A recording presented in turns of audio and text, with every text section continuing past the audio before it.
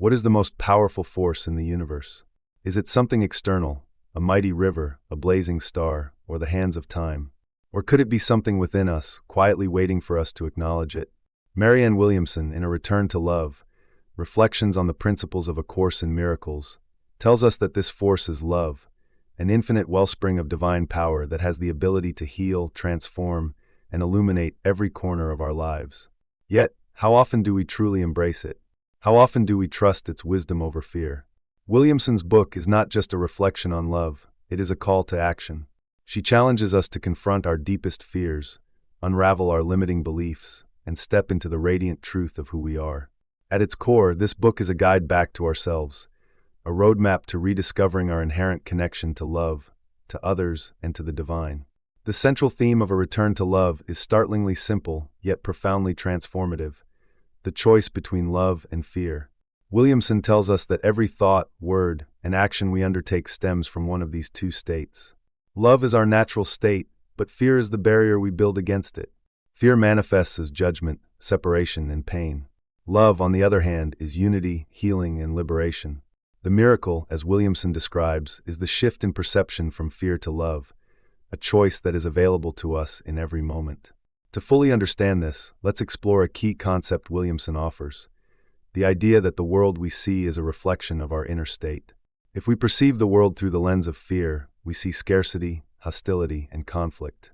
But when we view the world through love, we see abundance, connection, and peace. This shift is not just theoretical. It requires unlearning the ego-driven myths we've been taught. The ego insists on separateness, whispering lies that we are not enough, that we must compete, and that vulnerability is weakness. But Williamson invites us to confront this voice and recognize its illusions for what they are. One myth that demands debunking is the idea that love makes us weak or overly vulnerable. In reality, Williamson reveals, love is the ultimate strength. It does not mean surrendering our boundaries or sacrificing our well-being. Rather, it empowers us to approach life with courage and authenticity. Consider how often fear masquerades as practicality or self-preservation, keeping us from expressing our true feelings or pursuing our dreams. Love, by contrast, calls us to be brave, to embrace our imperfections, forgive others, and trust in the greater good.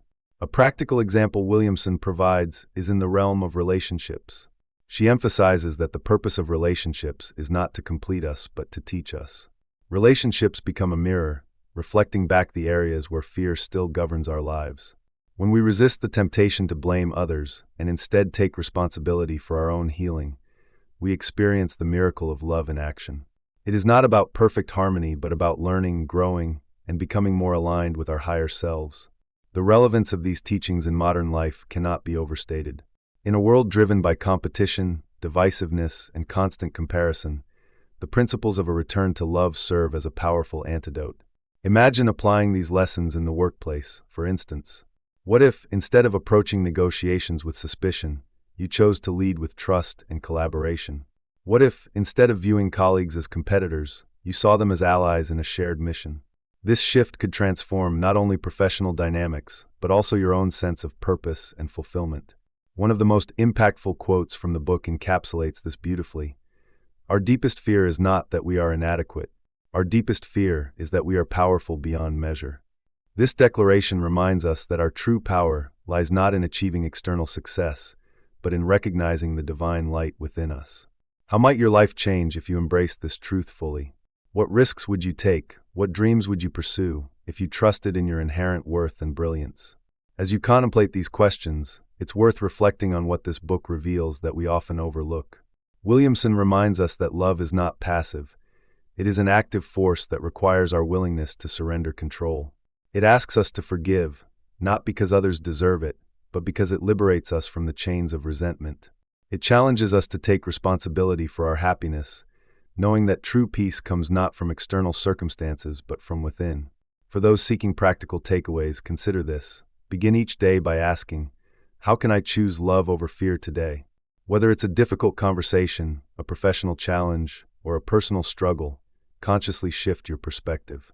Replace judgment with curiosity, anger with compassion, and doubt with faith. Small as these choices may seem, they have the power to create profound ripple effects. Here's another actionable insight. Embrace the practice of forgiveness, not as a one-time event, but as a daily habit. Forgiveness is not about condoning harm, it is about releasing yourself from its grip.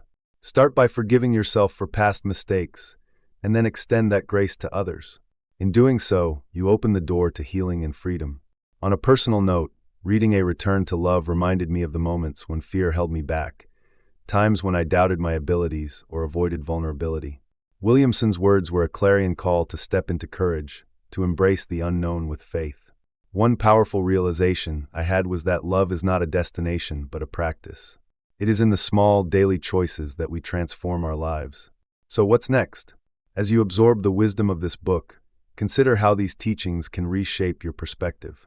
How might your relationships deepen if you approach them as opportunities for growth rather than sources of validation? How might your career flourish if you led with authenticity and collaboration instead of fear-based ambition? The transformation begins with a single choice. If this resonates with you, I encourage you to take action. Apply the principles of a return to love in your life and observe the miracles that unfold. And as always, share your reflections in the comments. Let's create a space for connection and growth. And remember, keep books over mind. Choose love, not fear, and watch your world transform.